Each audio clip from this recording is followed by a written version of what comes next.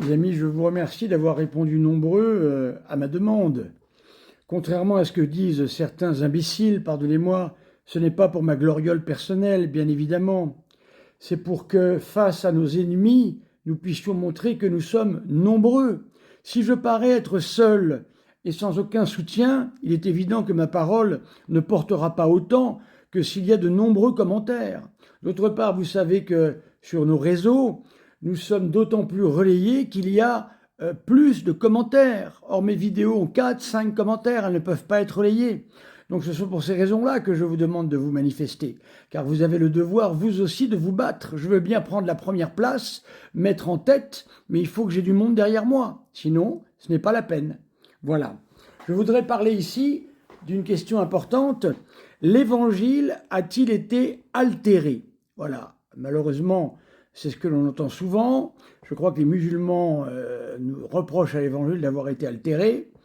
Et pour les athées, eh bien voilà, l'Évangile, ça vaut pas grand-chose parce qu'en fait, c'est un texte qui a été trafiqué. Eh bien, il y a 3 arguments rapides que je peux vous donner qui démontrent que non, l'Évangile n'a pas été altéré. L'Évangile est un texte fiable. Premièrement, la diffusion extrême des manuscrits dans un temps très restreint. C'est un fait. Il y a eu énormément de manuscrits en très peu de temps. Cette diffusion très rapide a produit un grand nombre d'exemplaires, rendant impossible, après coup, des modifications semblables dans tous les manuscrits. Vous vous rendez compte de l'organisation qu'il faut? Ce ne sont pas des ordinateurs, ce sont des papyrus avec des écrits qui ont été faits bien souvent avec des plumes et du roseau, donc on ne trafique pas les choses comme ça. Un seul ou quelques-uns non modifiés révéleraient la fraude. Et oui, s'ils avaient oublié de modifier l'un ou l'autre, on verrait que c'est une fraude. Deuxièmement, le zèle et la piété des apôtres et des chrétiens envers les Saintes Écritures. Pour eux, altérer si peu que ce soit, c'est une profanation. Donc les mots sont graves ici. Sur ce point, nombreuses sont les recommandations de Saint Jean dans son Apocalypse, de Saint Paul à Timothée. Gardez le dépôt, nous dit Saint Paul.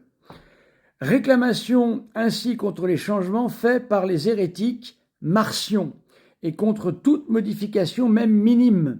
Un évêque reproche à un autre d'avoir remplacé le mot grabat par le mot lit. C'est vous dire à quel point, eh bien, il y a chez les chrétiens et les apôtres des premiers temps en particulier un zèle profond vis-à-vis des Écritures.